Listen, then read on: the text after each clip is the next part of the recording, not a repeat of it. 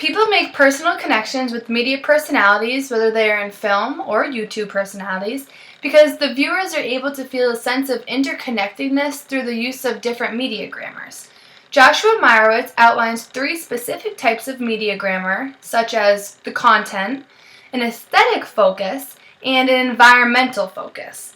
These different media literacies lead to different conceptions about media and how we relate large mediums to each other, such as YouTube and television. Films and TV shows are primarily in the media content category because the focus is on the topic or the theme of the production. For example, Meyerowitz explains that when visualizing media as a conduit, we limit ourselves from the particular characteristics of the medium through which the messages are being received. So basically, celebrities in film and television cannot be actively communicative with their fans or audience members because they're focused on the content of the production and read from a script. YouTube stars like Lily Singh produce mediated messages that are lightly scripted and very authentic, with a focus on media as an aesthetic. Meyerowitz introduces 2 terms, paraproxemics and parasocial impressions, to help us understand the aesthetic media literacy a little bit more. According to Meyerowitz, paraproxemics explains the relationship between interpersonal distance and the variable of how it is being framed. These different frames underhandedly set the tone for each scene because the audience members can interpret them a little bit differently. For example, when Lily videotapes herself sitting in front of the camera, just like this, with great lighting and dressed to impress, unlike me and my UNHT, the audience gets a different feel and reaction than when she is walking around an airport in sweats with no makeup on, talking inches away from the camera. Orleans, and my ears are so severely plugged, so I don't know how loud I'm speaking. If I'm loud or not loud, I have no idea.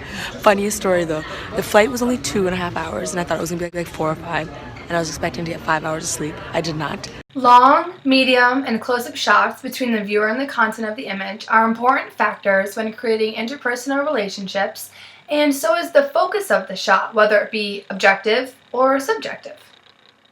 An objective shot shows more than one person at a time and is not from the perspective of one person, but it selects an observation point for the viewer to look at as if the viewer was right there in the scene. This is usually seen when Lily does co-videos with other YouTubers. You can find them both on the couch, playing games, having conversations, and it makes the viewer feel as if they're right there on that couch next to them. On the other hand, a subjective shot is less commonly seen on YouTube, which is this perspective of one specific character, which means the viewer must imagine the interpersonal distance between them because they're not able to see that. Lily varies in her shot usage depending on which channel she is on and the topic she is talking about. On her main channel, she uses a close-up to medium shot, which suggests a friendly social distance, just like you and me right now. The camera angle is centered and is positioning us as equals, not looking up or down at Lily or me right now. She makes you feel as if you are on an equal field, which enhances the social and relational field that she develops with her audience. On her second channel, that is mainly for her loyal fans, she develops a different type of aesthetic where the camera angle is looking up at her or down at her because it's in her hand most of the time. This creates more of an unprofessional feel as she whispers into the camera, which makes the audience feel like she's actually talking to them personally. This makes the audience feel like teammates, which Meyerowitz calls parasocial impressions. Okay, after a billion trips to LA, I had my first crazy person experience. Basically, we're in the car, and a lady, hear my words, threw a salad at us, like from Subway, a whole salad, threw it at the car, whipped it, it's all over the car now. We got salad thrown at us, what the hell is... Like first impressions, parasocial impressions are important when first establishing a relationship with somebody because it sets the tone for the entire relationship. Goffman explains it as that part of the individual's performance which regularly functions in a general and fixed fashion to define the situation for those who observe the performance. Some YouTubers open up their videos with the same greeting every time to set the tone of the video. In Lily's case, she always starts her video on her main channel with this. What up everyone, it's your girl, Superwoman. What up everyone, it's your girl, Superwoman. What up everyone, it's your girl, Superwoman. She's intentionally trying to make the audience feel connected with her and will do anything to keep that connection, even if it means putting up some kind of front. What Goffman means when he refers to fixed elements is the setting of the video. In Lily's video, she usually shoots in front of a wall with a million magazines on it, not from her bed or from a desk like other YouTubers.